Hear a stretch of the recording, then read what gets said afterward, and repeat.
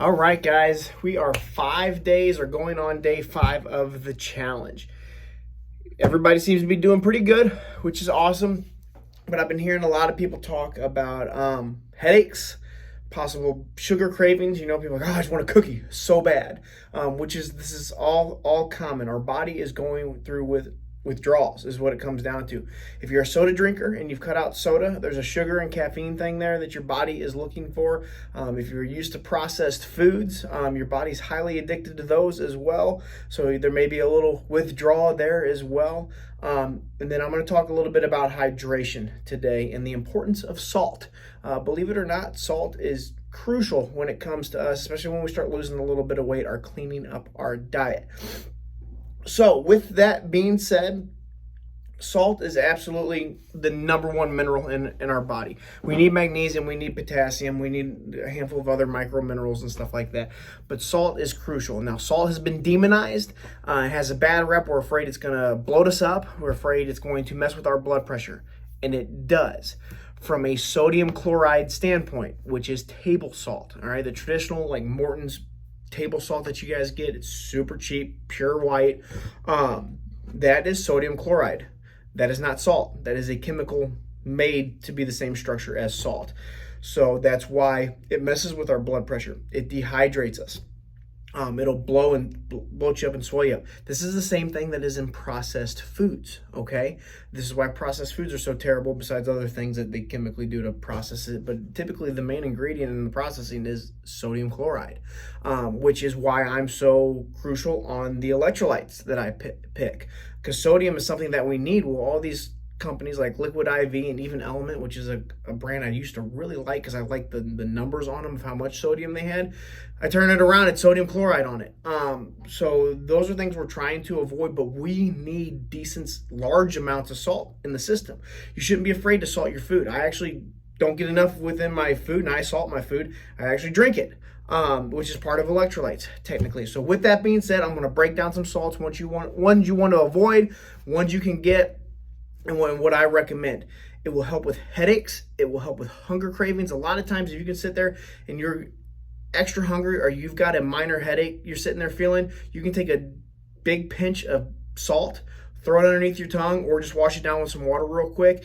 Give it 5 to 10 minutes and you can notice a difference. I promise, you can all try it, but it's a type of salt that we want to focus in on. So again, with that, I got a couple salts that I'm going to go over here. We want to look for sea salts, and pink Himalayan salts are the main go-to. So the electrolyte mix that we carry, great company, and that's why I picked their products. If you look on the back and you look at the amount of sodium that is in the electrolyte, it comes from pink Himalayan salt. That's huge. That's the reason we go with this brand again. Now, if you notice, the magnesiums and the potassiums are different. They're citrates and chlorides, which technically are chemical made, but our body doesn't respond to them like they do sodium chloride. So it's technically okay to bring those in. Your body's going to function well with them, and it is healthy. So that's why those electrolytes are the way they are. With that being said, pink Himalayan salt is a quick, easy go-to. I get one from Sam's. This is the grinders on top of it, but pink Himalayan salt comes from the Himalayan mountains. Technically hasn't been touched, so it hasn't been, manipulated or anything like that, and you get a lot of quality minerals with it. This is a quick, easy, cheap go-to. You get it from Sam's, Walmart, wherever. Any pink Himalayan salt. I believe Dollar Tree even carries pink Himalayan salt, which is great. The next is sea salt. Sea salt is big. I go through a company called Celtic Sea Salt. If you see, I've got a kosher salt here that I use with a lot of my cooking. I actually finished with this. This, and you can see why I have a 5-pound bag of it, is my go-to salt for all of my cooking. Now, just a heads up, guys.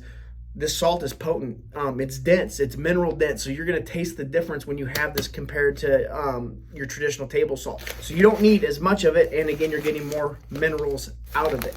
Lastly is my favorite one, but I do not use this on my food typically, which is Redmond's sea salt.